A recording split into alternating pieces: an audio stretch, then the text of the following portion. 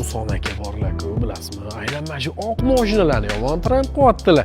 Range Rover P550 Autobiography. Bosib orasizmi? Siz ham oppoqqina Range Roverlarda oqaverasiz. Shishkalar narxga qo'yamiz. Probegi atigi 8000 ekan, tasavvur qiling. 8000 2025-yil ekan. Undan tashqari polli ko'zi bron qilingan bir $8000 turadigan mana shunaqa diskalar qo'yilgan ekan.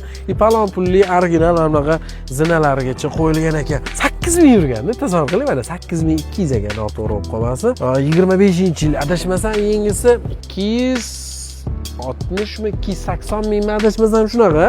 Bilsangiz yozib qoldiring yangisini. Yangisini olsangiz ozgina haydab kamida 50-60 ming dollar zarar qilasiz. 10 ming haydasangiz ham mashina olib bir 50 ming dollar zarariga sotasiz. Meni fikrim. Lekin aynan shu mashinani bosib olib, mana o'sha tushib bo'linganda haydab kelsangiz bir 15 ming arzoniga qo'ysangiz ham uchib ketadi. Oldin aytilardi, inamarka olsang bir xursand bo'l, sotsang bir xursand bo'ldi. Oldingi gap bu. Hozirgi kunda inomarka haydadigan kanal chiqqan. O'sha hamma biladi.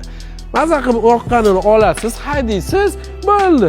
Qo'yamiz, bir kunda sotiladi. Narxi savpadat qilsa. Mana shu narxi savpadat qiladigan Range Rover P550 550 ot kuchi tasavvur qiling. 550 4,5 sekund shu godasiga 0 100 gacha chiqadi. Srochniga bilasizmi?